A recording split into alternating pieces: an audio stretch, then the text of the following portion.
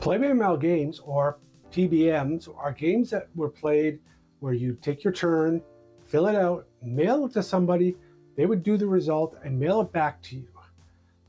Organized courier mail was first done in Egypt in 2400 BCE. And China also had their own mail service in around 206 BCE. Closer to modern times, the Royal Mail's history can be traced back to 1516. The first Postmaster General in the USA was in 1775. Chess was first invented in about 600 AD in India, and it peaked in the Western area in around 1200 to 1500s.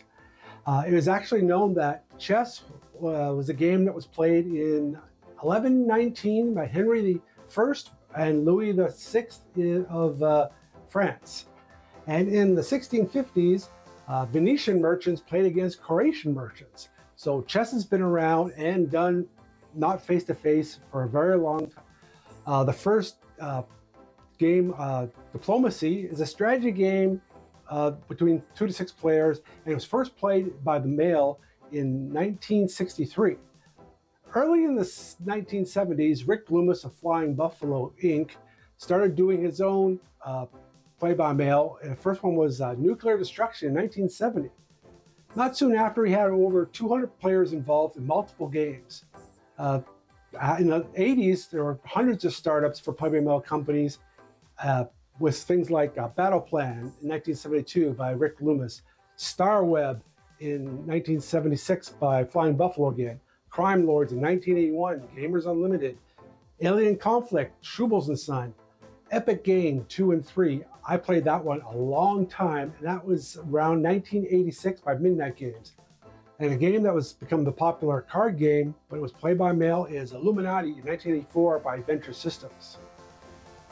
The first way I found about how to do play-by-mail games was through magazines. I think it was Dragon Magazine where I first read it and signed up for my first play-by-mail game.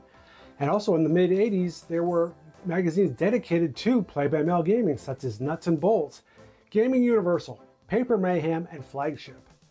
People who wanted to play games like multiplayer games like AD&D and other board games that didn't have any people around, play-by-mail gaming allowed an outlet for when you didn't have people to play games with. The companies acted like a middleman. You take your turn, fill it out, mail it to them, they take it, take your results, put it all together, play the turn, and then mail you back the results. This took anywhere between a week or 2 weeks, depends on the number of people in the game and how far away it was from the place you were mailing it to. By the late 90s, computers started coming into play, and with that, email, and that, and also too, the games allow more complex games since they were able to do stuff on the computer. But since it was still mostly entered in by hand and then printed out and mailed, it took actually longer because it was a more complex game of more input. So that email did help in the early internet because you were able, instead of having to mail your turn to them, you could take your turn and email it to them. They still process it in the computer, but they would mail you back the hard copy of it. But that did cut down just the cost of a stamp off to them and the time between. So you could wait till the day before it was due and email it to them. It also allowed people from all around the world to get involved, especially when they started to email out the results back to you. When the internet fully came into being, everything was too slow. It was to take a turn, mail it to them, email, and wait for the results.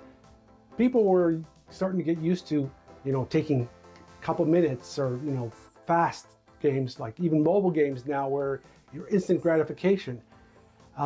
Because of that, by the mid to late 2000s, it all but killed play-by-mail gaming because people just didn't have the time or the patience to be able to wait for a turn to come in and to wait for somebody to do it. They were instant. Still some play-by-mail games out there, things like Alamaze, Middle Earth play-by-mail is still going, as well as Supernova. They're hard to find, but they are out there. You can find some of them through Discord channels.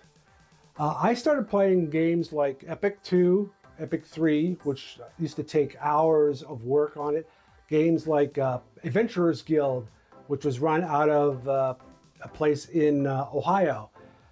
There were several other games that were, once you started getting into them, you got into, but they weren't inexpensive. Most turns were around $3 to $8 back in the early 2000s. That was kind of expensive, but you got to play the games with other people. What I plan on doing this series is to look at some of the companies that created the Ply-by-mail games, some of the games themselves, and hopefully it'll get some of the people who have played Ply-by-mail games way back when will remember the nostalgia and remember the games they got, and maybe some people will be interested in some of the Ply-by-mail games, email games that are still out there. So I hope you come back and remember to see what I've got. Have a good day.